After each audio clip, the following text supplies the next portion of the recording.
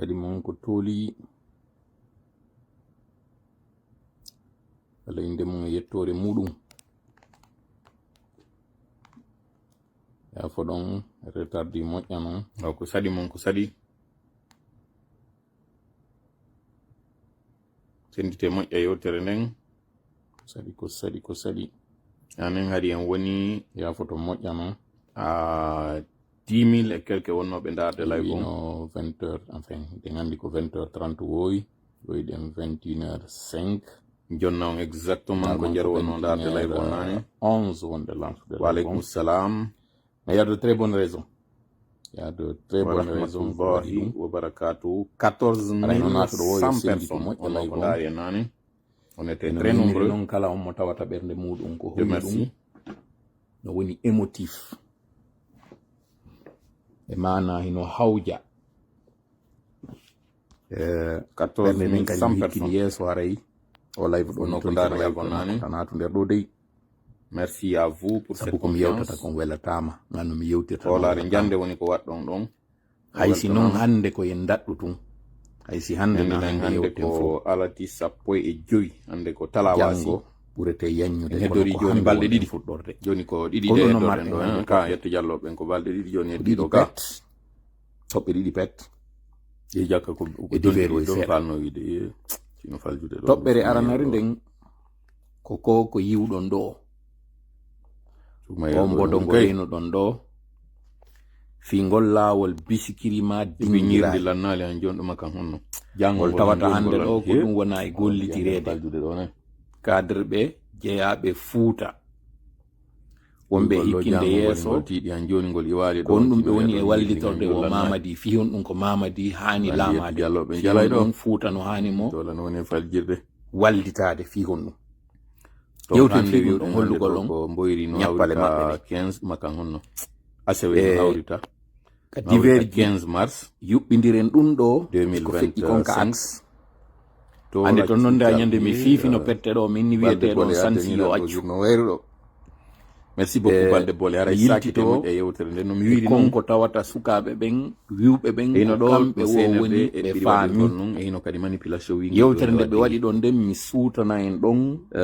yiltito anatandan e divers fi kumpay ɓe yewti tawata o yiiɗo vidéo muɗum ino circuitude mi yuɓɓidirana en ɗum vidéo mo mi yewtuno en ka feƴƴi pay ko on ɓe woni e finance goɗɗo on ɗum kadi waɗi si kanko alimo wowli ɗon goɗɗum ka yewtere makko miɗintina yon ɗo ko yewti e suka go wiɗo kamɓe hayɓe famotirali ɓe nattiri yewtere nde wiwgol wonde maari ɓe famotirali waɗi si fotoje on noon ɓe famotiri ɓe andi ɗiɗo ɗiɗi no gim manipulation wiɗon mi yaltinana en mi heɗintina en non ɗon audioji tawɗi ko fettoji fettinoji ko ɗin ɗon daɗɗanta yewtere nde janngo si Allah jaɓi andon ko mi wi en kon ko wari kon no moƴƴi ɗiɗe wondi e tana on ko galleji mum eɗen sikka noon ko ɓe to woni en e sakkade ma ko janano woni en e sakkade heɗitoɗon ɗon noon nanon inde wona ɓe wolede ɗon goɗɗo waɗi kon ɗum wona eɓɓe kon ɗum kadi eɓɓa janngo kon ɗum yew kon to ɓe woni e fottoyde janngo lo gammaɓe ɗo noon ko ɓe woni e wadde ko fof ka plateforme ji maɓɓe meɗen meɗen heɗitiɓe meɗen andi kadi kala ko ɓe eɓɓi ɗum waɗi si min ara ɗo noon min fulita ɗum ko go'o e divers goto tout toɓɓere ɗimmere nden y compris ko kon ko feƴƴi kon hankin mi yi ɗum ino partage hotel num dande plateforme comme si c'est ka tawata ɓe inni partiji sispandama kono France 24 kañum ɗi waɗama dissu no tawa e majji rpg sénégal ɓe ɗo ɓe woni e yewtude e ufr ƴetta pay kungo ƴawna kun ka oto makko aga kono inna ifdg hananoɓe tawde ɓen ka humpitinoɗen ɗon ɓayoɓere ɗo joni na tola kono noon aynuno men ɓe waɗayno dissolution puisque noon enen ko yiyaɗe woyɗen copia en waɗata godi original toujours no mi wiiri noon mi heɗintina on ɗon noon kadi nano yewtere on est toujours poɗa noon hakkille meɗen e forowol banana o e ko ɗum waɗi si mi inni on ko information et communication kono min na ɗum ɗo woni important on ɗum ɗum battini mi yiltita en ɗon ko tawata mi yi woɓɓe no inna ko waɗi ɗon neɓa liƴƴa hulɓini pay ɓayaray ɗon sifanmi woɓɓe gono waɗi ɗon e moƴƴi par ce que kala Facebook inni hande kadi kala live waɗa ko balɗe 30 o mari si feƴƴiɗen balɗe 30 ɓe monta mo few ɓe itta mo donc joni kala ko mi wadi edite moƴƴa kay mi ala on créé ko woni original wadi onon kadi ko tawata ko nyalande karire bayno wodi on be télécharge alhamdulillah jembirni menen kan non men télécharge ko jembande kamle waddo do parce que on jembali konko tawata ino nafa dernier hiver me yimbe arata jodo fija ko manipulation ji didi kadi no ka réseau social a supposé kum pay kun do kun wadina dum do parce que ko fetti ko burkina parce que naka wudi dana ba fa non na do ngone nyoddude fi tawata innama ko terobe wona a supposé araka ka yewta fimu video non mais est-ce que ko sai ka jaleteni wondo e wiwde ko ko do yidi yo taw ko bi ma wadete yimbe be émotion a waddo dum do hari don e hollugo si sata amusé da yidi yo taw ko bay ko ma traumatiser ta dum do yewten fi dum do an ayino ko ko kadi ayi a wadi dum do video on kadi no circula do ka pay joni an a wadi dum mo tawata est-ce que da yidi yo taw ko an woni kum pay ko wadete mudum tay ko sama kala wi wona e wadi siko gonga yala hida yidi yo taw ko an wona tay o place kum pay ko do sodane de welo rondino do tawini no boni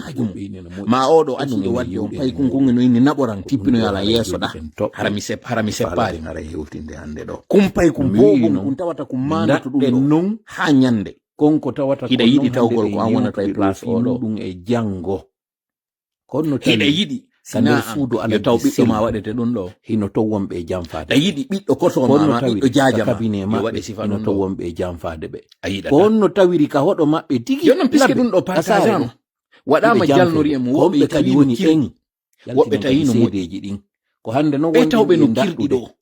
de pay ko hollama dum do wiyetedo kajjatu on andi jaka mo wawa filme din ari dum do yalti e réseaux sociaux no gasa hay o heba velo mudum si waro 2013 moko domojo wobbe no e wujjo unay fi alaji sellu darani ke fi mabbe deme de yew o sikki ko sifa o video do wona wade do yawi ma don jenta sodo pay ko waro yam kon nanude hare an o waddo o video do atawa ka sombo e mu wi bay memmini do ngon wi ari mi wayri parce que a holli jaka jalno mi wayri wadi dum shadalla go jaka sama kala no yalta e mu kono en gerday mu jaka hay e velo no yalta e mu fala kay gonga on yaltu koy pay ko yiw koy dum do en va tombe do yo koy wadani gonga video on yalta hollete jaka goddo le no nangiri ni mutino e lutta few harana jalnori dum sakkinto si Allahu lan don jadi dum do edike harana wadugol jalnori onon ko dum do wondon e wadde partage wonne mango cippiro do c'est pas drôle deux ya hamilu tay mum few c'est de kono be c'est du plagiat trois c'est de la bêtise pure et simple c'est du non-sens pure et simple jabi ha jofen e mum heben kutu mais puisque enen en anda ko woni éthique en anda ko woni ko fewi en anda ko woni ko ali puisque wadama dammo en wadama ben tawobe nane goddo simple plaisir pour une vue nane yi hami décourager wala dan on peut tout faire yimbe non kadi partage dum do en va tomber si alla jabi non ko film no yurmi sincèrement no yurmi bon dum do c'était juste entre parenthèses pour dire que je suis contre ce genre de pratique et on hande kadi en nangi normal il doit être poursuivi et mis en prison d'abord poursuivi par l'auteur premier parce qu'il a fait du plagiat, il a fait de l'imitation. C'est pas original ko wadi do. Wobbe go wadi c'est pas original. Deux ko wadi do il a traumatisé un enfant pour rien. Trois, il a créé situation motawata wobbe go utiliser ay do pour simplement jango wado go non gonga tigi kitla ko pay ko ina bago. Bobo be wadana ka fus éducatif ko tawata jaka be ay be anda auto yawre takeni do yo wadu video ji hollugol pay ko fi nangama lawil ale so retrouver andina mo kawri do wi pay ko dani no mi do no ma wadde dum do si taw non ko mi wujjoma taw don kanko woni ko si tay hara mi waro yeteno dum do ko watta o jodo yewtida ko jarni kadero to waldo an a jawa e auto mo anda en jarni hida andi mimi mutaro andi mimi ko mi woni hombo yer embere ko won en fo ka fokkito da do ko no jawirda awata no seppude en torike mo non jodo ya yewtida e kum pay kum fewtina ko o camera newnan en kadi jofugol de ho andina mo goddo jawata e otowal mo andana ni ene anani jaka pay ko hino mutude si tayno hande do mi yeetono ma ko wada sawaba on pay kum ko wowla don ko jabom ko inna ami andali mawbe mabe ngayetaki ma si moto daranike ma auto wal daranike ma wota jaw o wi'a be yetaki lan wi awa min mido yetade ma hande do gibi hande ha hebi yeso goddo wata darano ma jawanani haysi non ko mo anduda nani yette mo kanko wi mo a seppay sabu aray ko kanko woni ko mo wi mo mawbe mabe ngino wi wata wali an na nyenyal si goɗɗo okkima kadi mbuɗi hin jaɓumi jonnima ɗi mbuɗi siko jimu jaɓi ɗi mbuɗi ɗo mi okkima ɗi o e baben an jaɓata minen kam ɓe wonno pay koye meɗen yetta sadaka naya yaw ñamoya ara yette mo dey meɗen yetta ka kawtal ñametake hedditaki sabu o wi'i meɗen yetta hay a wena ko ya hoto ka suudu naya yeru ka yaasi ndiyam o wi'i o e kañum kadi ko seeɗa wari wonɗo lan e yettude donc oɗo noon ɗo yo waɗu ɗum ɗo éducatif ɗum yo waɗu ɗum ɗo instructif ko yo waɗu ɗum ɗo ko yo waɗu ɗum ɗo lucratif o waɗa ɗum ɗo kañum kadi ludique ka yettugol mo wona kokas jale woni ka sattede en torike mon wala fussa iyagal wala yanugol hakkiltuma société yanata ko sifa ɗi piiji ɗo joɗoto ɗen jale yetta mo kadi no hani janggo e janggo noon jiwo e mutine ko yehe koye dooloye ko waroye organe ji maɓɓe taƴoye joɗɗon ɗo noon jiɓoɗon kon ɗum waɗi felela min hayɓe fijuɗe ɗo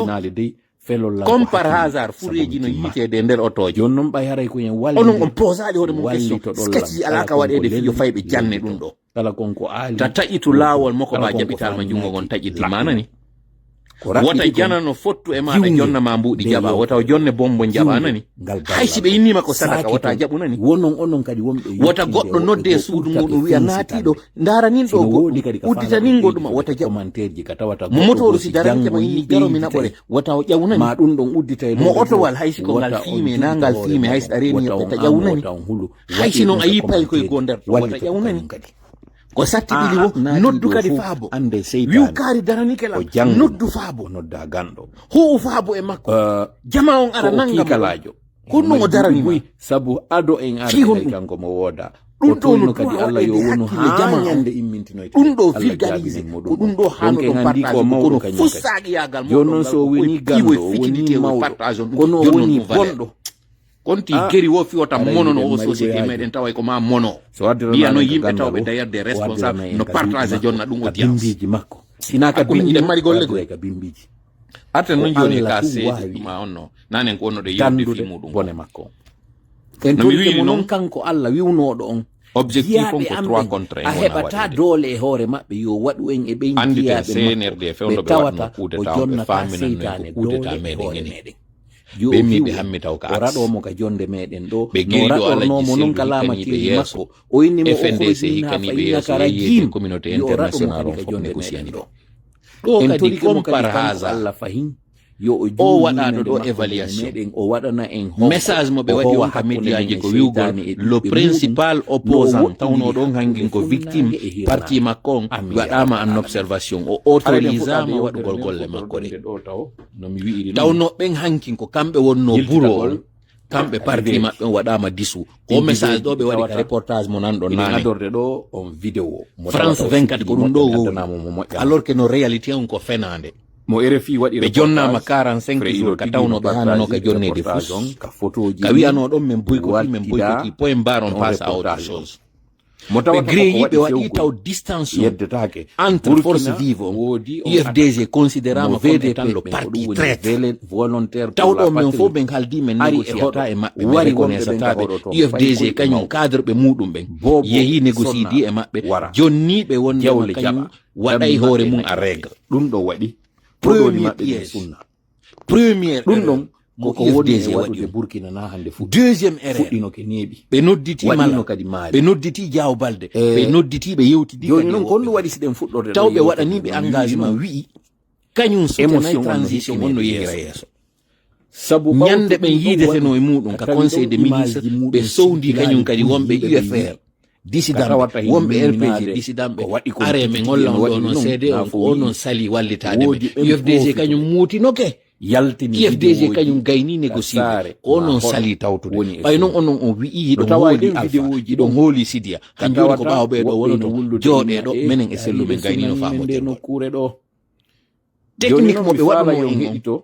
2021 o audio ɓe gollitiri en enen ha ɓe gayni irude ɗaɗi manipulation on woni ɓe dampoyi en non enen ɓe yiltitani ɓeeɗa noon hande kadi ɓe famotiri e maɓɓe komɓe wiya vidéo ji 3 contre 1 waɗetake tanke e fala noon haray poɗude hakkille koyne noon ɓe woni e waɗinde fuuta Guinée joni noon ɗo e communication ji waɗade ka enna nous sommes solidaires au RPG arc-en-ciel nous sommes contre yi déclaration mo enflamme ɗen ka réseaux sociaux ji ɗo wiyen fulɓe no waɗede toon e ka UFR on hino considéra comme étant un palier toilette muɗum ya wolo ya mi eto ndo mi wolna on be hitere goddo hino considera mi tori kala windu don wi wono wonde wona mi tuppali ma wadu do di publication ji ma di live ji fo wi ko wonde ma ono mo reconnaissance CNRD on reconnaissance CNRD ko ono le wi on wada hore mon en conformité ko ono cadre andi to Frey Diao ko vice président ana ka hande do ni onon tigi wonde deuxième personnalité coalition o rena ko ne wonde ko immi do yi jabi wonugol chef de cabinet annatanda yo coalition de hore ma da gayno négocier e parti ji agenda ma ko jaba wonde ma sibe libi do wona da wade mabba do be nomi premier ministre jo tawata mi yetike on bas ko no fala henda de place on kono be hande do futa de jonna kadi debbo karaji meden ko iso uno ko rowde ko ne fejude ko tawno ko debbo be falno wadde on debbo tawno do ko ancien ministre jo non padre o wi pour des raisons familiales et professionnelles wata tawede be négocier e debbo futa ko ne fejude ko mo tawata Burkina pete e hebi den dalbe Burkina pete hebi en susu be redu andi debbo goto mo ando dum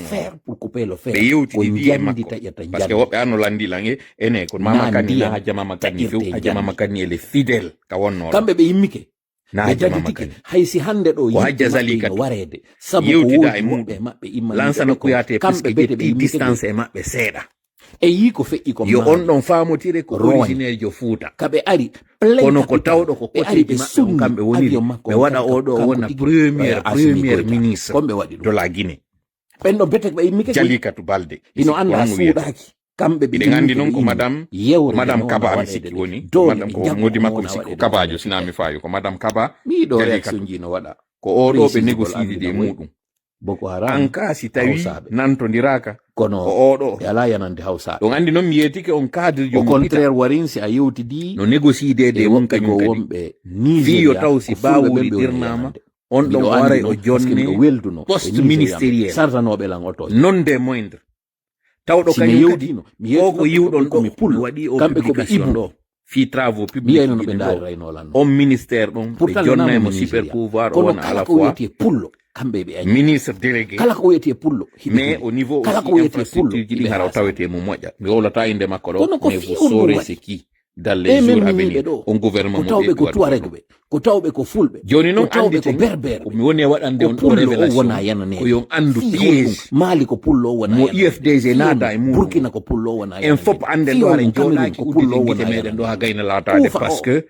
ko kanko woni ko ala fusto ka célébrer Cameroun kako kanko woni ardi do reconnaissance kala Cameroun na Nigeria ko yo taw ka Congo yawa fi on sabu ma an pullo Guinée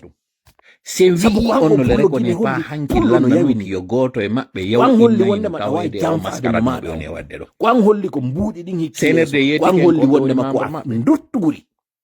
ko an holli wonde ma ko yewete wiide do be fala andude mbudi kon to woni i parti politique ji financement maji CNRD yeti ke ko finance ko to gollan sabu dimi tukkay ma dan yeti ke be woni e bokkitaade do ka taw be Allah hebude do ka be ko hanuda nanude on CNRD yeti ke kon to mbudi woni yude teli ki ngatinde mada CNRD holla yana lo jongol ka hore ka yetere go CNRD no wiide ko woni kala ko woni engagement ji mabbe on no CNRD wawira de tawa parti tawdo godde maji ko gore makko kanko Mamadi ko dum do woni be wawira de wonde ma ɗiɗo ko ɗi wawi wonde diso kono wonno alors mi wawla o parti ɗo en français accon ko ne feƴƴude lagine ko ɗi je voudrais juste m'adresser à la population guinéenne tum makiti fuɗɗi sumude plus particulièrement makitiji jelo sunnama et sympathisants dibi 2010 makitiji no sunnede wowle fi ɗum à leur tête au disposition mon ɗum ƴettu ɗon de longévité, disons par ordre de création, le RPG Arc-en-Ciel, l'UFR et l'UFDG. À plus forte raison, ces trois principaux partis politiques aujourd'hui sont incontournables sur l'échiquier politique. C'est des partis qui sont signataires des déclarations de information. Et ça depuis maintenant, bientôt une année. Depuis que la coalition s'est formée de la même région. Ces forces vives de Guinée qui ont signé à l'unisson la déclaration selon laquelle ils ne reconnaissent plus le CNRD comme étant un organe légitime, puisqu'ils ne sont pas légaux à partir du 1er janvier, doivent le faire dans la théorie et dans la pratique. Nous n'avons pas compris pourquoi l'UFDG, malgré sa position, qui était celle partagée avec ses frères, avec ses camarades, avec ses confrères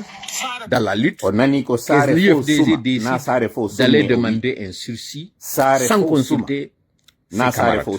Cela, nous n'avons pas compris. Même si par après, nous avons eu des confidences que ce n'était pas une décision prise par le président de l'UFDG, à savoir El Hadji Daouda Diallo. Mais qu'à cela nous tienne, il reste quand même le président de ce parti et un leader pas des moyens. Si ces cadres et non des moyens ont décidé de négocier avec le CNLD en violation de cette entente, mais aussi en violation du cadre politique actuel, à savoir que la durée de la transition négociée avec la communauté internationale, sans consulter les partis politiques, parce qu'il faut le rappeler, lorsque la mission de la CEDEAO a rencontré le CNLD, et qu'ils se sont entendus sur un chronogramme dit, sur une durée de transition dite dynamique, les partis politiques n'ont pas été consultés. Malgré ça, les partis, pour une question de paix, pour un souci d'apaisement, ont accepté de se conformer à ce chronogramme et à son contenu. Le délai expiré le 31 décembre 2024. Après l'expiration de ce délai, ces mêmes partis politiques qui se sont soumis à ce chronogramme, malgré le fait qu'ils n'étaient pas du tout consultés, ont accepté, ont décidé de ne plus reconnaître le CNRD. Se faufiler et aller donner une légitimité de fait au CNRD en acceptant de se soumettre à un régime illégal et illégitime est une trahison de la part de ces personnes qui sont allées négocier. C'est sûr qu'aujourd'hui certains le trouvent très mal. Nous comprenons leur lecture, nous comprenons leur amertume. C'est vrai que c'est une forte trahison aujourd'hui de constater que les partis qui étaient allés au bout de leur engagement subissent aujourd'hui les conséquences de leur loyauté et de leur engagement, surtout du respect de la parole. Ce sont le RPG Arc-en-Ciel et en 2023. Comprenez que cette décision que vous avez prise est une décision lourde de conséquences. Certes, aujourd'hui vous les subissez, mais sachez que vous êtes du côté de la vérité. Ne vous faites pas influencer par cette décision prise par le MATD, qui est d'ailleurs un organe légitime, puisque nous ne reconnaissons aucun ministère. Ne pensez pas que cette décision, cette démarche va être ne pensez pas non plus que cette négociation qui est en train de se faire par des cadres de l'UFDG qui ont promis qu'ils vont faire un congrès, que cela est un acte de trahison. Au contraire, ces gens ne sont là que pour leur propre intérêt. Voilà pourquoi nous invitons tout le monde à être vigilants, à resserrer les rangs et à comprendre que un organe qui n'est pas légitime ne peut pas venir dissoudre des organes, des partis politiques, des institutions qui sont à la fois légales, mais par-dessus tout légitimes parce qu'elles bénéficient du soutien de cette population. Mesdames et messieurs, peuple de Guinée, citoyens et citoyennes de la République de Guinée, ne tombez pas dans le piège de cette manipulation qui vise à diviser le peuple. À sa tête, voilà pourquoi l'objectif, c'est le 3-1.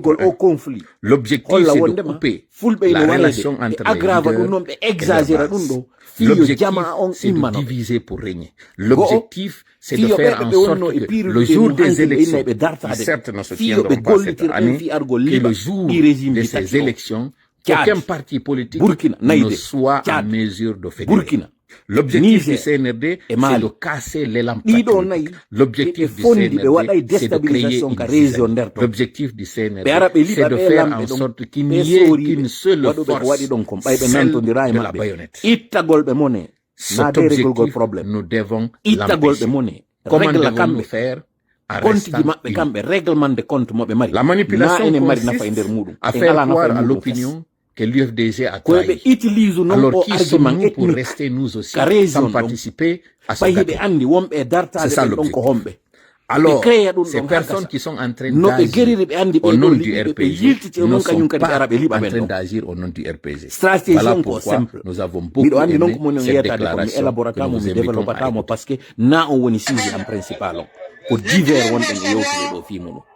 wota goto utilise émotion modon détournugol on attention naba on e conflit mo tawata ko conflit mabbe be ciokumo ton haɓe gayna yoɓe gerdu e mabɓe ton kamɓe soori ɓe haɓe gayna fulɓe burkina ɓe na onon ɓe holori yo wallu fulɓe niger ɓe na onon ɓe holori fulɓe mali ɓe na onon ɓe holori règle probléme men mo jogi ɓe lagi ɗum wota teenu ronka teena ɓeyda si en wawali jerdude goɗɗo windika commentaire ji ɗo joni ko tawata kadi c'est important miɗo wowde simaki to plantation ji wona ɗe sunne non kadi voilà e yiɗo vidéo ka pullo mo tawata ko mari pullo yagal ngal wo ko origine makko on e yettore nde kaɓe ari ɓe jaɓɓi mo plantation ɓe sunni mo plantation ado ɓe wadde ɗum ɗon taw ɓe ari ɓe négociide makko ɓe inni a jonnay men leyɗe maɗa ɗe ko ɗum coordination wowli ko ɗum opérateur économique wowli ko ɗum enen tigui meɗen e fonctionnaire ɗu meɗen e cadre ɓe meɗen kon ɗum wowli fiɗum on inni ko on endiñi ke fiɗum ɗon c'est à dire hiɗo yurmi il s'agit du moindre mal si on etto rondi to on acci ton problème wonɗo hoore mon hiɗo rondi dongal ngal ronkuɗo ngal on anda ko honno hay RPG reste toujours en faillite et l'UFR mo tawata kanko mo liƴƴitade ngal mo andi ngal woni gerdude les militants de Sidia restent derrière Sidia et les militants du RPG restent derrière Alpha. On tuma on il anda en est de même kamɓe et nous nango ton profitons de endi cette ɗo ko occasion woni wadde pour hoore vous mabɓe jikko dire sor moɗon que ceux qui se sont affichés au Ala palais ko mekka ne sont tan. pas là au Tuma compte mi de l'UFDG, ils sont là sor pour leur maɗa on ko propre intérêt. rondiɗa ko giɗa acciti ɗum ɗa Les nanga yawgol militants wowlo de l'UFDG restent derrière Cellou Dalein. acce fi Allah ardinen hakkillani Les militants du modèle restent Ardinen derrière hakkillama. Aliou Ba. ɗe ɓerɗe meɗen Ne ko vous faites woni pas koye de tout sombude tromper. en débat Ceux qui sont en train de négocier sont en train de négocier à leur nom propre. Cette union sacrée que nous avons décidée, elle reste et elle demeure. Ils vont vous faire croire que les négociations sont très avancées avec l'UFDG et que vous devez prendre le train en marche et que vous avez intérêt à venir vous joindre à eux. Ils voudront vous avoir, comme ils ont fait en 2021, en faisant croire que le coup d'État était pour le compte de l'UFDG, une façon de vous contraindre, vous, à venir vous joindre à eux, sinon le pouvoir risque d'aller vers l'UFDG. C'est la même stratégie que le CNRD veut répéter. Dans la première quinzaine. C'est du réchauffer. C'est encore de la répétition qu'ils sont en train de faire. Lorsqu'ils vous auront dans leur bateau, c'est ce jour-là que vous allez comprendre que l'UFDG n'avait aucun intérêt. Pour preuve, ils ont récupéré 2 maisons, mais ils n'ont démoli qu'une seule maison. 2 premiers ministres ont acquis, d'abord, Bilan, Sidia et Cellou. D'ailleurs, Cellou n'a été Premier ministre que pour une année, alors que Sidia a été Premier ministre pour plus d'une année, si je ne m'abuse. Malgré cela, tout l'acharnement est sur Cellou Dalein. Aujourd'hui, il y a un dossier de la compagnie Erguiné qui est sur Cellou Dalein, alors que Cellou Dalein n'a été que le ministre des Transports, il n'est pas le ministre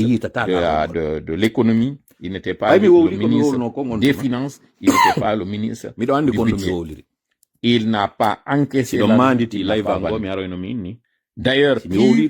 ceux qui sont en train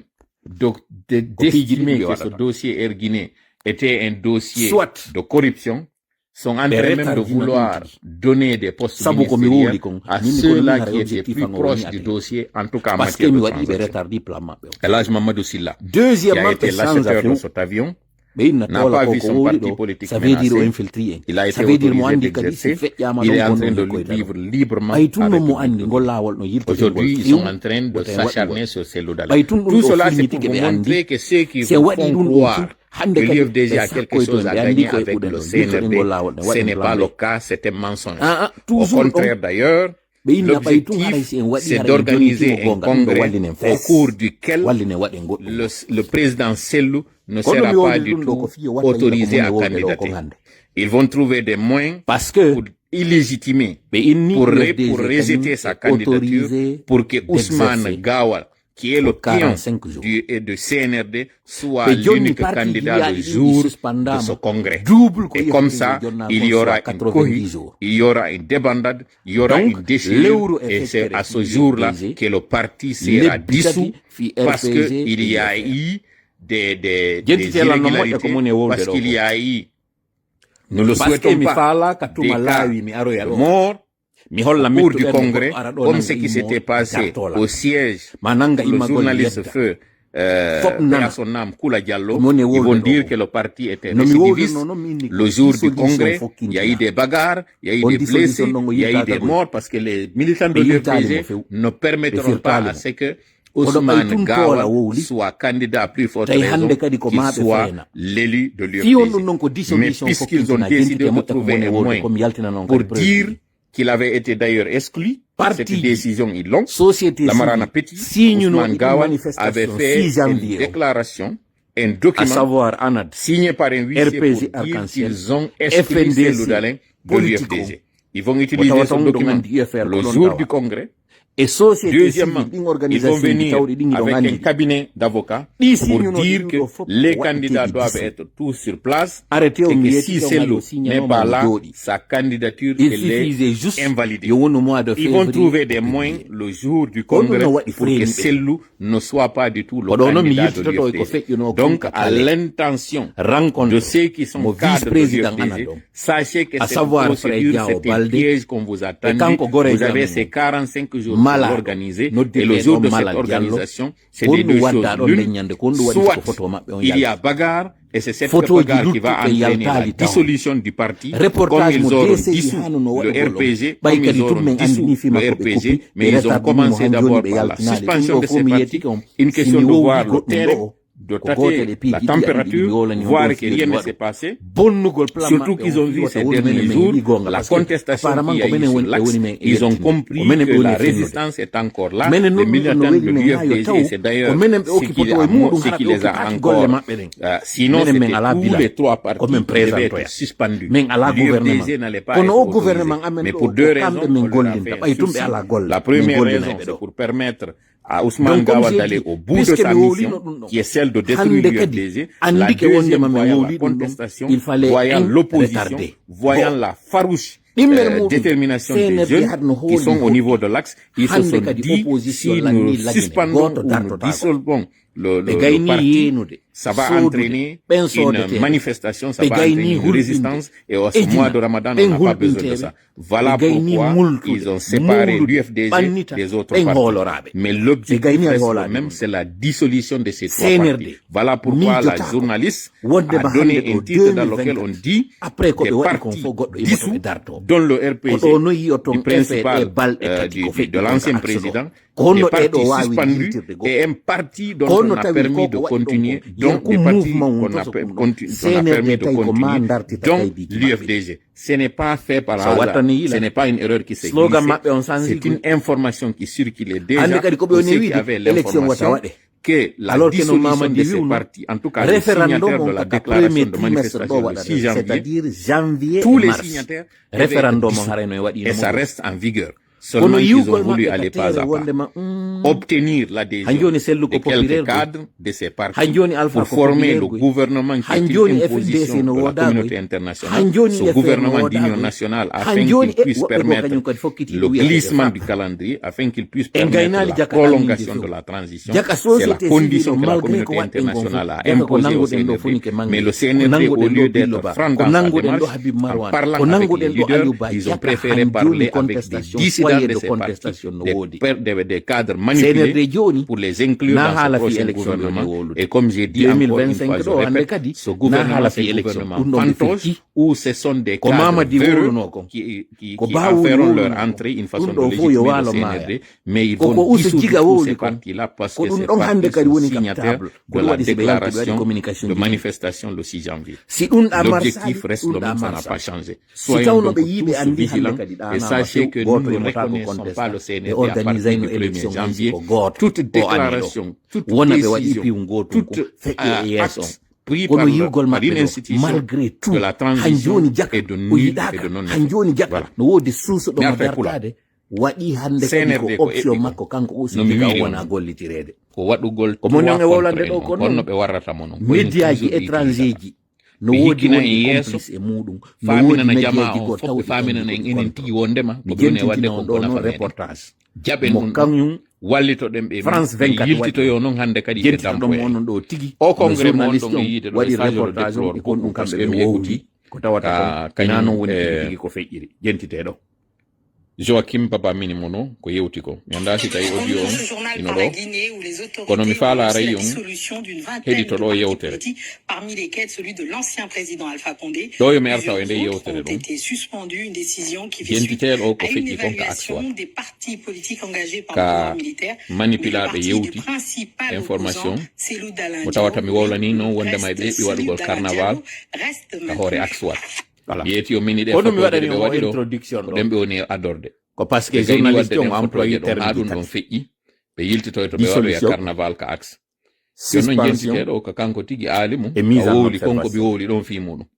o wi parti politique ji buy confirmude konko mi wi ɗon ko wondema donc le ɓeɓi waɗugol carnaval alors que non RPG Arc-en-Ciel na disu RPG Arc-en-Ciel ko waɗa ko suspension ɓe wona disu o waddano o wowli fi parti ji wonɗi suspendi hayso wowlali inde majji ka titre o wowli noon o suɓi o inni parti ji goo noon autorisama exercugol ɗinɗon ɓe wowli e majji ɓe suuti parti principal opposant on Cellou Dalein Diallo andi toon no Malik Diakité o waɗɗo reportage ɗo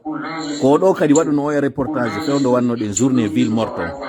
ka yawno o suɓi o debbo mo wiɗon hande ɗo yalti ala yawnude ha parti mo woni o yawno ɗo sona mo ndima kam manipulation maɓɓe fi yo wonu awa on journée ko boycotté jama on jaɓade festawtugol ton c'est la même manipulation o média ɗo kañum kadi woni wadde mais à votre avis kono tawiri o journaliste jo ɗo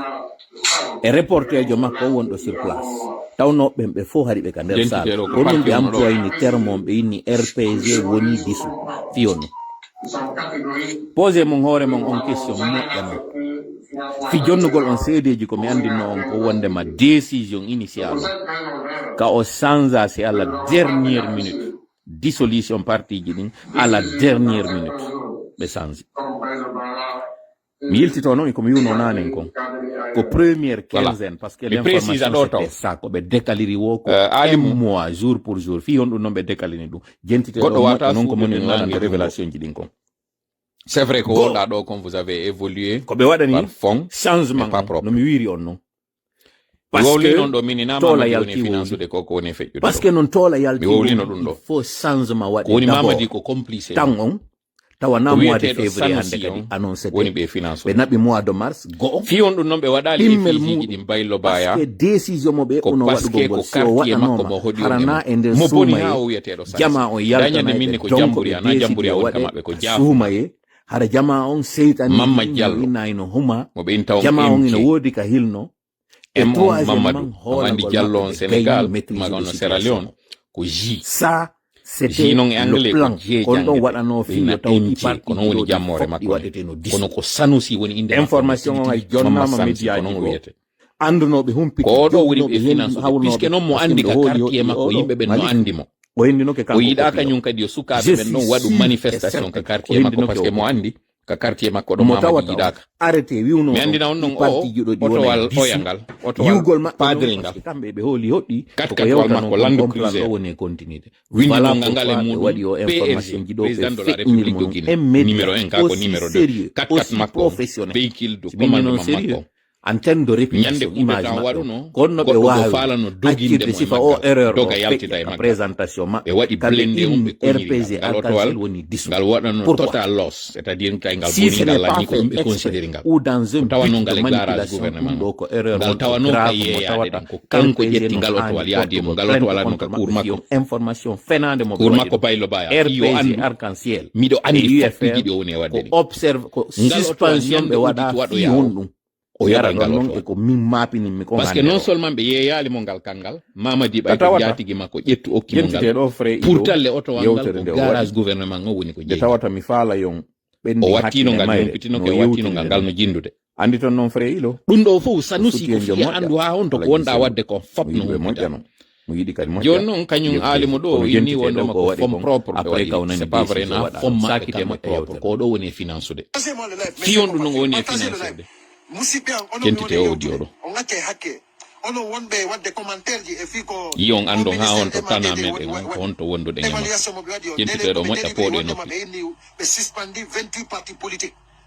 mais kamɓe ko ɓe hombo si ɓe suspenda parti politique kamɓe ko ɓe hombo yafe ko hombo lammini ɓe si ɓe suspende ɓe wona légal ɓe wona légitime hay goto votanaɓe ɓe jooɗo ɓe inna ɓe suspendi 28 parti politique kamɓe ko ɓe hombo et puis guiné ɓe hara no jooɗo no commenta ɗum pourquoi vous commentez ça yalte on fof meeɗon hay si tawi hawri on ala doole on ala pinka yalte innon onon on haajaka e délibération maɓɓe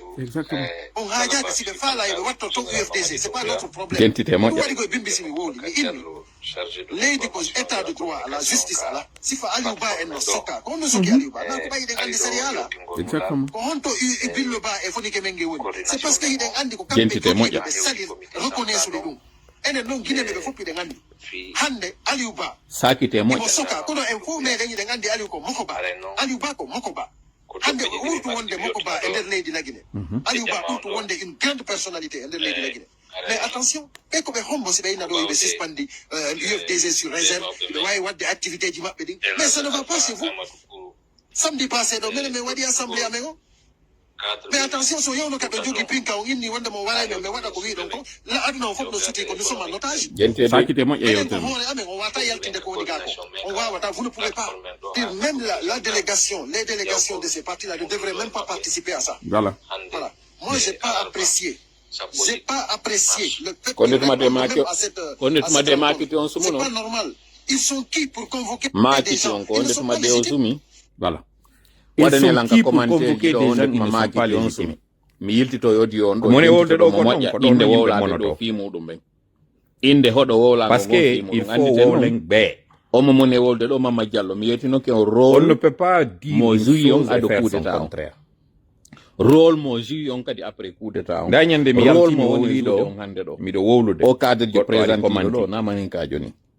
na moni na foresijo mi yewti yewtere nde tawato kon fi hunta gon apprécié e jango kadi ko ɓe yeɓi wiwgol ngol ko alaji sel e ko ɓe woni wadde sali o gouvernement ɗo ko live waɗa mi mentena encore mi atta kadi plateforme ji maɓɓe ton comme mais aujourd'hui avec ɗo audio ji tati hiɗi ɓuri tati miɗo jentorela noon hakkil sappo e goɗɗum kono ko doyi andi goɗɗo yide hande ɗon fof kaɓe suuɗi ɗon il est pris kaɓe naɓi ka wujja kon ko ɗon men jooɗi il est ko ɓe yewiyata ko law d'une trahison dans sa propre maison jentite moƴƴa ko wowli ɗo kon dans son propre parti, par ses propres éléments, parfois par ses propres parents. Mi fillo kadi ala gisil hande ɗo plus qu'hier moins que demain est victime d'une manipulation, d'une trahison, d'une supercherie mo tawata ko enen population on hani andude ɗum ɗon hara habboraki ɓe hooloraki ɓe felirali ɓe ndem ɗo yewtano noon ko kamɓe felore nde yiyoto e mum fi hon ɗum ko felore nden koye maɓɓe wonata par ce que ko kamɓe woni nden hayre wona nde utilisé ko kamɓe woni ngol bugiwol ngol tawata en fuu ɗen arde yamen e mum tanke no ngol bugiwol ɗon en taƴali ngol holle wonde ma nangol ɗo manipulirta ɗen en wata yide gonga en wata yitude lawol sakite moƴƴa yewtere mi yiltito e konko feƴƴi kon entre mois de novembre et mois de janvier andon ko honno tawiri o gouvernement parallèle waɗali ko honno tawiri 31 décembre transition o lannani jentiton ɗon ɗo moƴƴano yewtere nde fiyon yi'u ko fokkiti kon en fop immoɗen dadoɗen daritoɗen fiyo ko hankinno alaji sellu ko neɗɗo sifa am min sifa moɗon wona mo tawata ko o fewjinotoɗo ko o fewjanteɗo kono ko bijitotoɗo kanko kadi ɓay transition on e yi en andi glissement waɗay wiwɗen yo imme law gibi fewdo ɗo ɓay tun en andi hirande meɗen ko ɗeɗɗede fuɗɗoɗen fewdo ɗo poɗugol dande patiɓe ɓe ton tawɓe no négociide CNRD hino mari agenda famini wondema plan no woodi ko ɓe waɗata eke goɗɗum waɗata senerde susta wadde ɗum simi yaltimi wowli ɓe wowla goɗɗum go retour alaji sello mi andintinayi annonce nawma num mois de juillet iwoy juillet yahoy septembre iwoy septembre hande kadi ala ka wolede fi makka o landike hoore moɗon ko makka goto na makka o yawon ɗon kaduma de makka o landike hoore moɗon ko no tawiri congrès hananoɗo waɗede on début 2024 on ne début 2025 han joni ko wona wiyede ko avril o landike hoore moɗon ko on ɗum waɗi wa aleykum en nanide yewtere ɗo mi daro ɗo e ɗi audioji ɗo hankiri ɗi partiji hanano yawgol noto woni yewtere nde janggo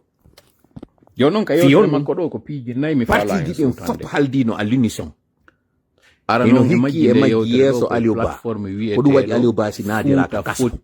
kanko tawɗon o ala négociude cabinet makko ala négociude ko ɗum waɗi kanko si o nanga o nanga comme monnaie d'échange kono o wi kono CNRD hay suusata nangude mo kanko Aliou Ba naado andite noon CNRD ɓay ƴetti laamu ɗum ɗo mi yiltitota ko ɓe waɗi no loototoɗo e bifi no warrata ɓe adori taw waɗi sakkagol mo ɓe inna a yaltata on 72 heures de livre fi makko kanko communiquoɓe goo tawɓe koɓe complice golle yehi fi moƴƴintingol windi kamɓe page maɓɓe Facebook ɓe waɗi Aliou Ba arrêté ɓe wiyala ba ɗon ɓe inni ko ɗon ɗum waɗata mi yaltu noon tuma mi inni eɗen andi ɗo kadi o communication waɗa kono ɓen waɗoɓe ɗum helta e hoore atelier muɗum ma CNRD whatever windama wonde Moussa Moïse arrêté ko Dalaba ɗon yawno ɗum kañum kadi finalement ɓe ƴetti Aliou Ba ɓe conduisi mo Alaji Alseyni Dalaba ka haut commandement ɓe tika coordination eɗen andi ndarugol si réaction waɗay ɓe yi Aliou Ba walinde ñande ko haut commandement bimbi muɗum makiti udditi circulation waɗi comme si do rien ɓe andi oɗo jakke ɗo wawi mo jogade Alaji Alpha ɓe créé ɗon directement charge monté de toute pièce e hoore makko ɓe ƴetti ɓe laɓimo ka maison central o waali toon ɓe yi jawwalike tallike ɓe yimmiɓe fi wallitagol UFDG ko Aliou Ba tum woni sabu ka ɓe yiɗi ɗon parti muɗum jaɓali marchandise maɓɓe voilà pourquoi hari au delà yugol goɗɗo inni entre 15 woɓɓe inni 20 ko ma kañum kadi ɓe tawnora nangugol o liɗeɗo waɗamo kaso première élément première révélation ɗum ɗo so sans compter ballal ko ɓe waɗi ko ngara ko mbuuɗi joni noon ɓen ɓe tawa fewndo élection leader ɓen fof hiɓe ka yaasi lanni sellu kono liyenɗunaɓe maɓɓe ɓen hino négociide e CNRD hospitalisa fof sikkuno ko ɓeeɗo maɓɓe on tom sali o gouvernement kono Allah waɗi ɓay ko gomɗinɓe wonali sabu maɓɓe anditen noon Alaji Sellu waɗino humpitagol hande ɓeeɗo force vive tawa organisation ɗo représentant maɓɓe wonɓe ɓen fof ka institution ji CNRD yoɗi fof ɗi retiro goɓe yehi ha ɓe jelo maɓɓe retire ka gasude few ɓay noon na wonde makko ɓe luttu tun e sente on haka wonde e yewtu yoɓe tawti kamɓe jelo de retiri ka sente ɗum ɗo maître Mamadou Traoré nane siɗe reeni ella on en gerali ella on ñawda joni kañum ella on wona sabu meɗen représentant jo maɓɓe goto ɓaytu landama parti politique goto maɓɓe jonno source de financement majji on o yalti komi wowno nde ñande ko minimala faja balde tawtiɓe ɗo fi hande ɗo lande hoore moɗum ko ɗum fi hon ɗum ha wetango hande ɗo ɓe wonnoɓe wallitade ɓen fof ɗi parti politique ɗi opposition hande ɗo humpitike ɓeɗo hino ɓiƴƴude ɓe no wiide ɓe so on wallitaki simen naadali on kaso wo men soñde on hande sa wi goɗɗo a reconnaissamo kon no wawirɗa arde sumetanoɗamo kawlandima waɗirde toujours est-il que je vous apprends troisième révélation parti politique ji ɗin nayi e nolde moindre wonde mata ɓe reconnaisse few CNRD wota ɓe yaw fesse woɓɓe tawɓe kadi maɓe wota ɓe fourniɓe lintaɓe ɗo wonɓe ka chef d'état major ɗum ɗo haldano kala e a l'unition Alaji Sellu wi ando si Sidia Touré wi ando si Badre wi ando si kamɓe tatonon ɗo e leader ɓe maɓɓe ɓen y compris kañum skunduno ka woni toon ka janayri o wi way nous sommes solidaire e hoore ɗum ɗo menen kadi men tawti o wonde ma reconnaissata hande kadi momoɓe woni mum koɗi ɗiɗi lagui presse woni lieutenant ɓe UFDG non lagui presse wonɓe waɗude négociation à leur propre compte de couleur politique ɓe tawata sa landike ɓe ko ɓe woni wiide ils veulent être réalistes ça fait 5 ans ɓe participe ali e hunde ɓe boykoti ɓe heeɓi ellaji e mum donc kamɓe ɓe ala yaade on politique de chaise vide o woni argument maɓɓe goo ɓe woni e wolde woɓɓe goo wi'a leader ɓe meɗen ɓen fof hande ɗo ɓe ka jananiri o ma heɓo on arowo négocia fiyoɓe arta ɓeɗo kadi no ton jogiiɓe o argument ɗo kono ko andi ngol troisièmement no wonɓe wiide si ɓe wiyama enen onon han joni ɗon woni CNRD ore CNRD ko jamfi en kon fo onon ko jiiri ɓe wasi ɓe ko hooleteɓe ɓe sakkitora jonnugol argument on ɗum mais on message minen hannde kam en fewndi ɗo meɗen menace no wi'a ɓay lamɓe amen ɓen arani dogi kasoji ko minen tigi ɓe hendotoɓe soka saliɓe affiche on argument ɗo ñande ɗo yaltitani won tammo mo tawata ɓe wiide wonde maɓe menace ande ɗo fuɗɗi ke yaltitande ɗino noon argument ji ɗo taki noon ko fenaleji fosi ngol laawol bisikirima dingiraye ko ɗum mi woni lannitorde yewtere nde konko ɓe woni wiide ɗon politique chaise vide mo tawata jango mi élaboranayi mo ɗo sella jaɓi mi yiltito e konko feƴƴuno mo tawata ko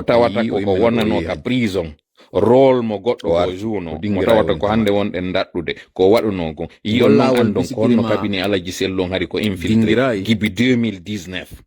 warin eɗen andi ko laawol ngol tawata honno ɓe jamfora o kuka o wawi laatade hoore maɓɓe fiyon andu moƴƴa faamo fi laawol ngol gibi kono hande ɗo fuɗɗa yewtede mon e wolde ɗo kon taw yo moƴƴa ko fewndo Allah hino lansana ko mi wiiri noon ino moƴƴinde laawol ngulirde nden dans quelques jours ɗum ɗo noon dans les années 90 congrès mo ɓe wi waɗugol ɗo si tawi ko ɗum woni ko eɓɓa e hoore alaji sellu e ko honno tawiri no mi wiruno on noon nde no élection hewta haray IFDG no mari ka yimni côté judiciaire jendite moƴƴa noon mi élaborana on hande ɗo nanon ɗum soɓe ɓen bari kentorol lan camaraɓe ɓen nanon faamo sakki kala wonɗo gandel layto ɗo yo falto en ɓen waɗoɓe on négociation kande ñorta wi'ama dernier jour dernier délai on ko 31 décembre hande jonno waɗi fi fournisugol kala ko manqueno parti ji ɗin fof haldi wondema en boycotay fus en jonnotaɓe par ce que ɓe wona légitime UFDG molti ko gibi ɗin année 90 molti ɗum yeyiidi e CNRD kono tawi budget on yonata kamɓe ɓe waɗay congrès maɓɓe yoɓe jonnuɓe jusqu'au mois d'avril ɗe golle ɗe alaji en quelque sorte ɓe yehi ɓe holli CNRD wondema himɓe reconnaissé en joni CNRD e po ɗuma on kunɗa bofa tawi ko ɗiɗo kañum e kule voilà ko kule yawgol zere kore yirikiri yawgol kankan jeli bakoro yawgol sigiri e min noon mi wola mi itta hoore an responsabilité yango tawi ɓe gollude mi dégage mo budget financement wawi yiwde andon tawi wawata yonude fayin ko ala darnitade sali o gouvernement waɗa wawa waɗo ko kamɓe sakki donc joni hadi CNRD yana mi yiltito kadi e muɗum d'ailleurs vous dire mi andina noon inni société entourage maɓɓe waɗi ɓe ɗum ɗo mais ko kamɓe duwanno immade fuɗɗata himpare andina je ne contrôle plus la situation ngol fuɗɗo daabola puisque non je ne contrôle plus waɗi on la situation wata on suive ɓen cadre ɓe ɗon bisikirima ka ɗum wata on ndaɗo ko ɓe woni wadde wallitire enen yalten e nder nde tampere on ko ɗo woni responsabilité maɓɓe tanke noon ɓe waɗali ɗi manipulation ko wallahi mi yaltay mi dénonce ɗo mi cadre ɓe wonɓe veure hande kadi noon ɓe ƴettira no ɓe faalira campagne électorale gunɗo wonde komi waɗi ɗo konko ɓe faible fewndo ɗo na fewndo ɗo ɗum hana waɗede ko ni jooɗor rébellion on noon ɓay waɗoyaki ka début année 2000 sabu ɗum ɗo waɗi hande kadi ɗo wiwɗen tan on hewtali non c'est pas le bon moment sa waɗi ɗum ɗo affaiblissement pendant keyɗen wadde ɗum ɗo wiyen en memataɓe woɓɓe ko kañum no waywa ganguji no waywa doomi no waywa sulmeji ka nder parti ton ɓe gaynino yokkude parti yehiri non ha fewndo Messi Alpha Condé kanko e Tibu Camara ɓuɓɓuru ndun ka yaasi e temmere nde ñawde négociation ji ɗi Tibu Camara waɗi fanken ɗon temmere nde nde loora hande kadi yontuma tawtunoɗo ɗum kanko padre ko koyngal ngal fof ko koyngal siko jungo fof tajoyte ma neɗɗo tigi o maaya o maayita e temmere ɗum ɓe wawata convaincre yimɓe maɓɓe ɓen ton mi fillito ngol laawol ɗon waɗe non seulement ɓe andini ngol laawol ɗon si waɗama temmere wonde nder désenclavement mo huɗo ɗon o wata o sigiri accitemo ɗo dingirayi iway hande kadi o wona tana hande kadi ara ɗiɗo fof hande kadi ara na faala mono iwrude maali taw no wawi warde iwrude maali ara hewta dingirayi ɗo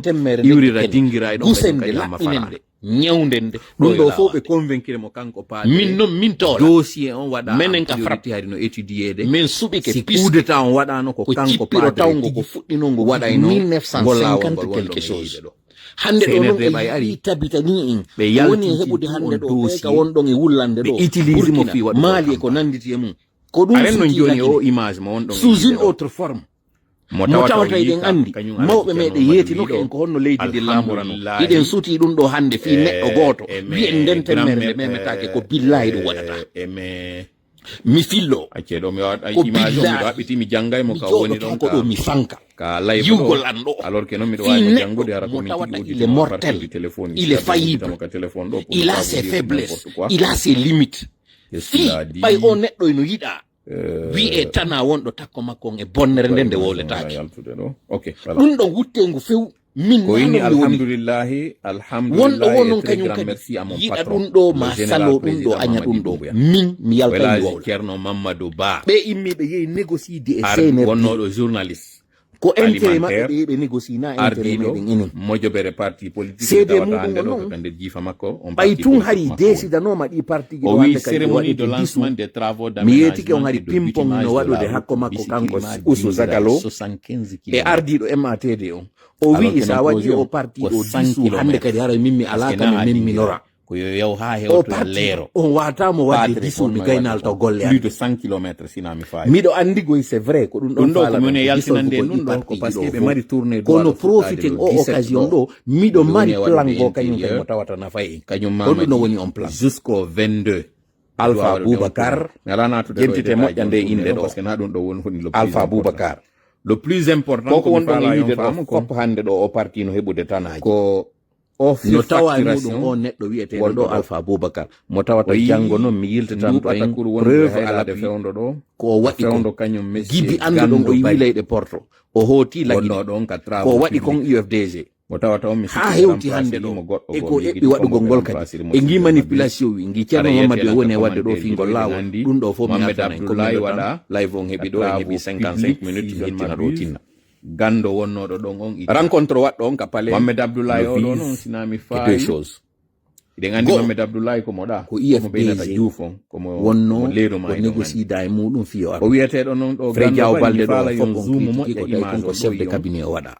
ko waɗira chef de cabinet ko annata ndar remanima wonɗo e wadde o mo tawoyta o heɓo e poste ministériel 2020 ɗum ɗo déjà taw mi wowla ɗo fiyo CNRD anndo ɓeɗe humpiti ko woni fewde kon kanko tigi Fredia o mi andinani noon Fredia o projet ɗo kotirawa wonɗon e yiide ɗo noon miɗo Fredia o no tawa ɓen tawɓe woni sabu min yomi continue jande am révélation ara noon mi wona cadre jo fihon ko tawata mi wonna Mamadi woni Fredia o e ɓe arayno ɓe joua belot takko ka na kañum kadi Alpha Condé wonno ka wonno gollude ka faw o arayno ɗum kotiraɓe an ɓe arayno ɓe jouyda belot ko Fredia o mi ati yiide goɗɗo no ara gara landubu camara buulwal e cadre ɓe e ley mangirayi ton tippo fijida e goreɓe mi fala hendade ko Fredia o mi ati yiirude potiru golla e nde nokkure ɗo ɗi jogiɗi sabu waleri yuɓe sabu o addani o okkitira goreɓe makko kaɓe tuseteno kon ka faw ko Fredia o yatti yiirude bini bidodu nebban o waɗi hara ko nebban drapeau américain on defe hara ko jandi nebban nan ɓeyna ko huile de soja ko kanko mi yatti yiirude ɗum Fredia o CNRD ɓay ari Fredia o ɗuytu projet cadre mo tawata sabu ko wiyaynoɓe kon ɓe jooɗo en jangoɓe ɗon ɓe wowla français hara ɓe wowla ɗum wiya jangoɓe woni e yewtude mo tawata yewtanoma mi yiya o comportement makko no wonide cadre le 23 mai 2024 min kadi min miɗo yiɗi jangonoygol min kadi fonctionnaire jo ma cadre jo date on e année on donc neɗɗo momi teɗɗo momi yino e muɗum aayi laamu momi yino e annora e miri laamu ko 1182 milliards hande ɗo ko ɗo yi jonno e hoore makko sur un plateau woni ko boucla kon pourquoi sous makko kanko parce que tout simplement woɓɓe wonɓe ka nder parti to yii jam faka yolira ɗum ɗo noon fiwugol miɗo légitimude ko ɓe yeɓe waɗo e kongoy mo andi kanko tigi ko yehi o négocie ɗon ko mi ala natude hande ɗo détail e muɗum kono andi meɗen humpiti ko si ɓe gayni noon moɓidirde fof ɓe dissidamɓe wonɓe ka parti waɗa ɗo noon deuxième précision deuxième pause le 9e mois 2024 o inclusivité ɗi démarche ɗiɗi CNRD woni wadde ɗo na yiɗa maɓɓe 9e mois noon iɗen andi ko pression mo communauté international waɗani ɓe e situation terrain ko imposani ɓe wondema kamɓe tum ɓe wata gouvernude ndi leydi septembre jonnon ɗo heɓe waɗir laaɓere e nder lebbi nayyi ko ɓe waɗira nunɗa signano kon ka ɓe yewtida e cadre fiyo yaltine ɓe yewtida e leader ɓe ɓen ko wonno savoir RPG 180 et quelque UFDG wonti 21 UFR milliards e FNDC 21 milliards budget initial innano ɗon na ɗum 1180 et ko ndarugol pourritiji ɗi nder parti milliards dissidamɓe de franc ɓe adda ɓe ɓeyna puisque wiyama ɗum ko représentant ɓe parti o wowloɓe inde parti o minen ko ɓe ɗo taxe comprise mbuuɗi innaɗi ɗin hino yaltoyede ko geɓal ngal ɓe jeyi jonnon o wiyeteɗo ɗo gando bari gebal ngal be wono kadi no moƴƴirani ɓe woni yaade lebbi jonna hoore maɓɓe ɓe yeeyito sifa ko ɓe waɗuno kon yaya so fi affaire ko ɓe yaltinoɗo audio wallina ñentano ko ɗum ɓe woni e wadde ɗo ɓay ɓe anda o gando barijo ɗo ɓe sikkude ɗon non ko goɗɗo ɓe woni e wadde ko hoore maɓɓe parce que so ndaari signati ɗum ɗo mi waɗno ɗum compose ɗum ɗo yon andu saberete ko nécessité mo senerde landi mo tawata ko maɓe waɗa ɓeɗo jaɓi ɓe waɗay ɓe jaɓa ko ma waɗa par ce que ko alhaali tere on tigi e mposi ɗum ɗo ko ɗum heɓatan miɗo wara miɗo jonnon no mi wiiri on noon rencontre o waɗu ɗon ka pale ko ɓeɗo noddanoyoɓe aro fi on ɗum noon ɓe noddanoyoɓe mi artitana en e ko par ce que ko kamɓe wona gollitireɗe fi hollugol ɗiya partiji lukkuɗi ɗin saliɗi ɗin o wiyeteɗo ɗo gando bari reconnaissance waɗi négociation contrat mo sawata ko 182 on jaɓali négociugol o 1182 milliards signature à la sortie wiyeteɗo Abdoulaye Touré ɓe ari hino meɗen jonnude ɓe poste par ce que kamɓe ɓe jaɓi après les signatures Moussa Cissé dogiduɗo ɗo fewno ɗo ni e mbuɗi on ɓiɗɗo janggo on ko yugol ngol janggo pullo on ka janfa makko ardiɗo on kindiya ɓiɗɗo makko suuɗoji ɗo fewno ɗo e mbuɗi on Moussa Cissé ley makko ɗon o Abdoulaye Touré kamɓe ɓe immi ke ɓe ari négocier ka enregistrement oɗo ɓe inni o contrat ɗo o décaissement ɗo e enregistré sous les références suivantes alors que si ɓe maintenino folio numéro 0 wowlino dañande numéro dossier on ko 039 oya honno Sonko e joma e nadama kaso ko ɗum haɗali ɓe ɓe hendade laamu ɗum ɗon fof komi falno acciteɓe ɗon ɓe dissolva ɗi partiji ɗum na probléme men noon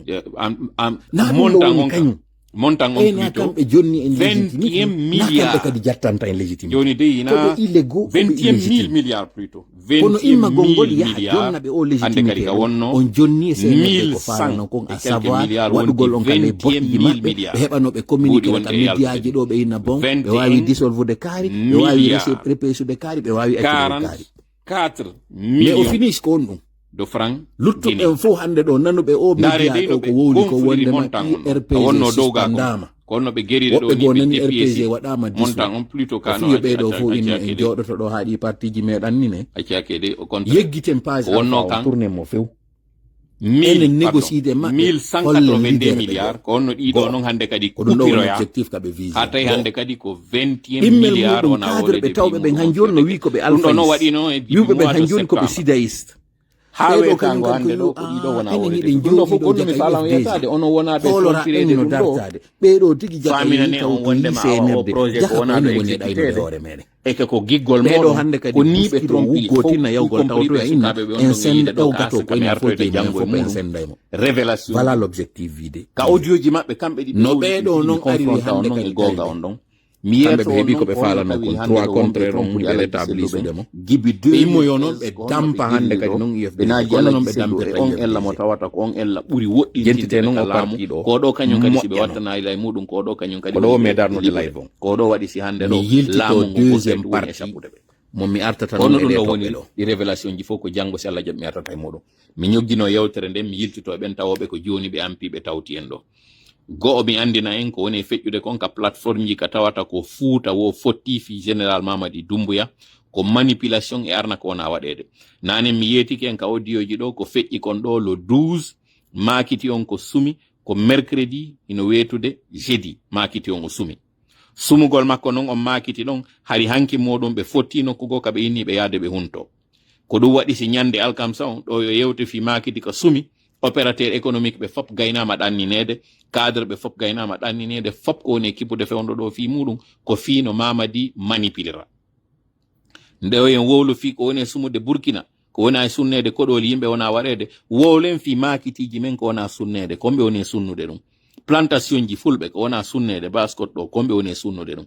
ko raɓɓiɗi kon en wedditike ɗo e piiji wonɗi tawoji na essentiel e ŋacciti ko woni essentiel kon joni noon ko onno ɓe woni trompirde sukaɓen ko wiwgol ko si on tawti CNRD heɓon golle ka fonction publique ɓe yeeto mawɓe ɓen ko si on tawti CNRD heɓon laawi heɓon juulirde heɓon makitiji ɓiɓɓe moɗon laamo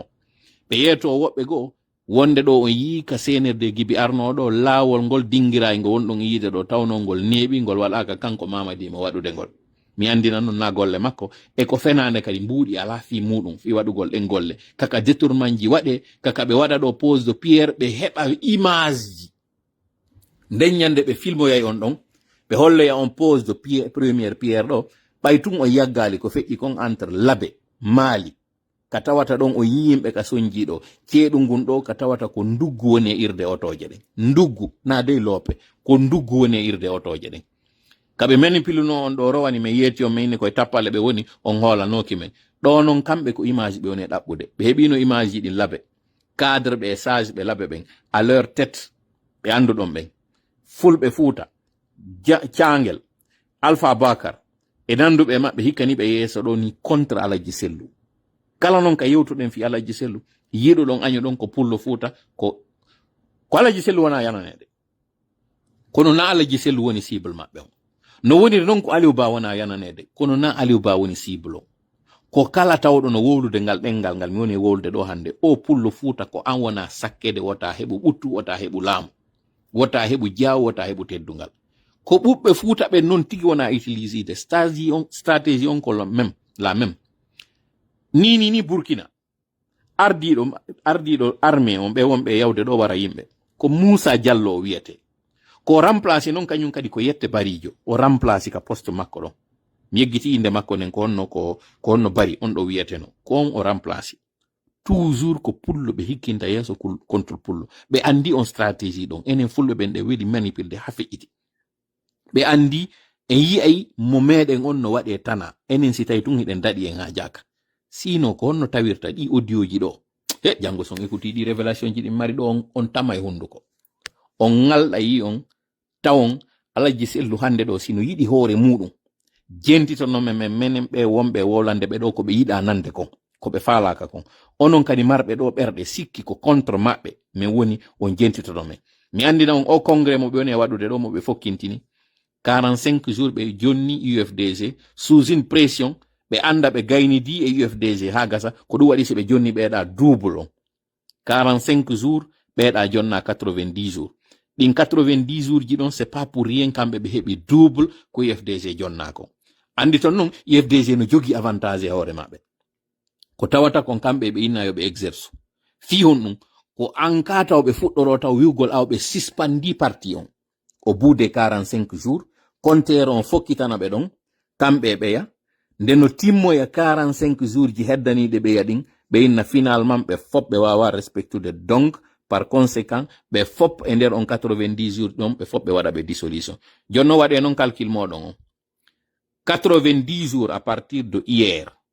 ma hande ɗo 15 jours watteɗon 90 jours ndaron ko lebbi on ɗi wonoyten e muɗum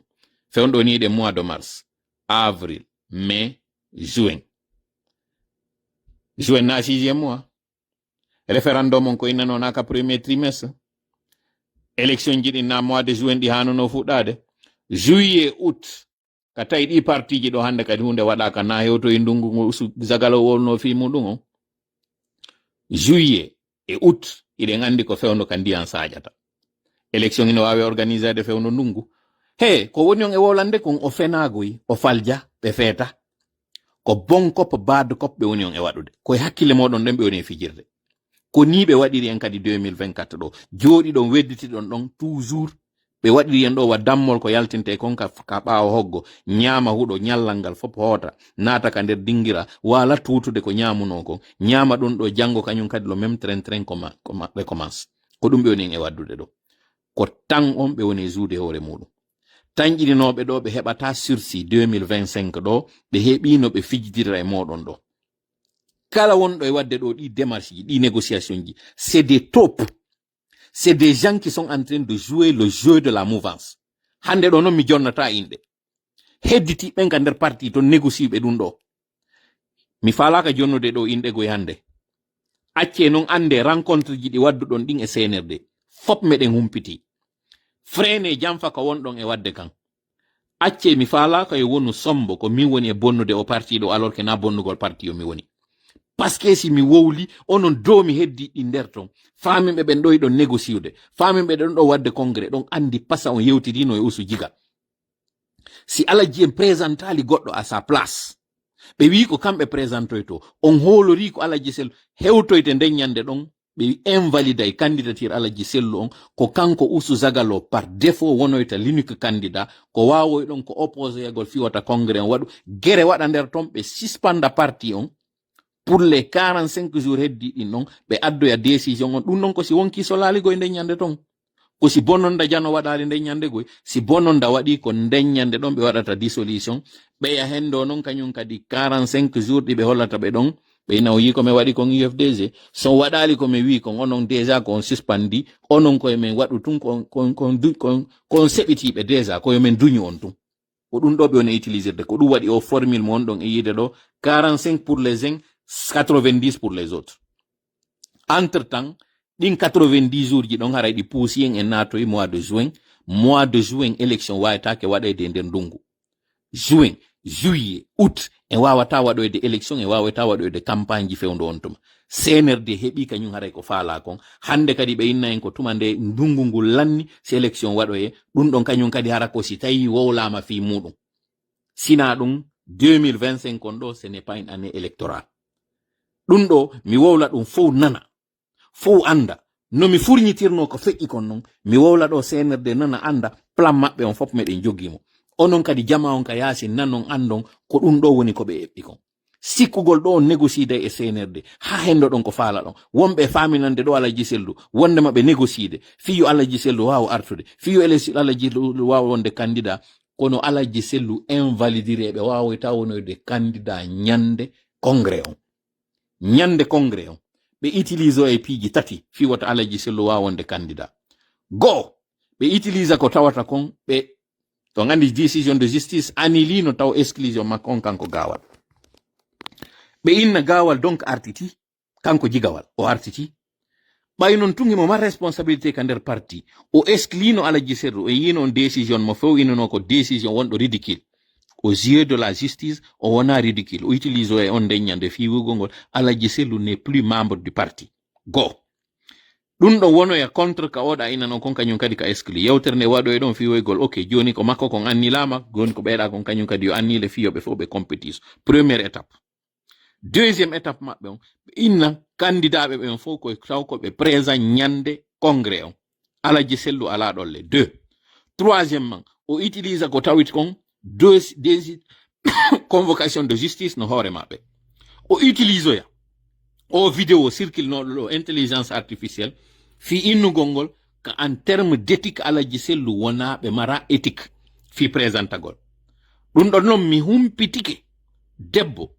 wiyano ɗon hino ka image ɓe manipulde mo fi yo porte plainte hoore maɓɓe kañum Alaji Sellu sengo Europe ma en tout cas o ara o porte plainte hoore maɓɓe on plainte mo tawata pour question de mœurs inne wondema hiɓe mari question mo tawata hiɓe violi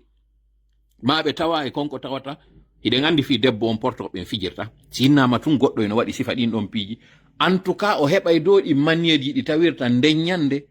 ka sengo wiwgol ko ɓe éligible ɓe wata wonde éligible ko ɗiɗo fof o utilise oyta nden ñande si tawi tun UFDG présentali goɗɗo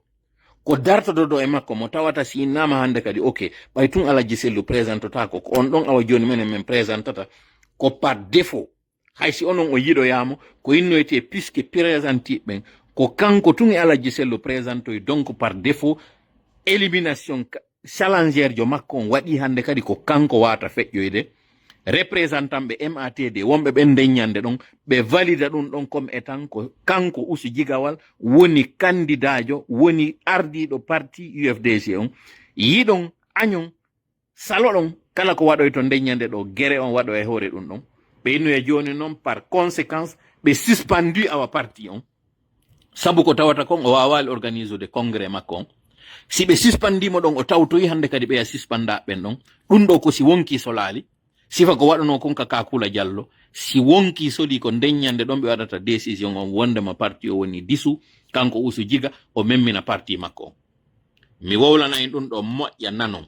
faamon onon wonɓe ɓen ka parti humpito ɗon no mi furñitirani on non ko lutti kon ko non kañum kadi woni ko mi furñitari on ɗo andi ton noon mi yetiki on meɗen jogii élément ɓe amen wonɓe ka Sédalak makko ton humpitiɓe fap ko woni e feƴƴude kon ton wonɓe ɓe remontande information ji ɗin fap no mi yetiri on ɗo ni ndi kaydiri tawno ndi arrêté ministériel dissolvugol ɗi parti ji ɗon min humpitor minni on première quinzaine on ɗo o yi comme par hasard ko première quinzaine mois de mars on woni ko waɗa toujours iwali kam yi on ɗon première quinzaine on harem todi kala wonu ballo meɗen hawrindina e sababu allahma min jango are pour de nouvelles révélations komi hollata on ɗon noon ko honno tawiri ɓe yuki o parti gibi 2013 mi yeti konko gibi ɗon jamfa kanka fuɗɗi ko honno arira 2016 ko honno feƴƴi 2016 ko honno feƴƴi 2020 ko ɗum fof woni jango kam mi addanta en ɗo so Allah jaɓi à partir de 20h30 ala woni ballo meɗen allahuma amin hawrindina e sawaba allahuma amin allahuma salli ala sayyidina wa sallim wassalamu aleykum wa rahmatullahi wa barakatuh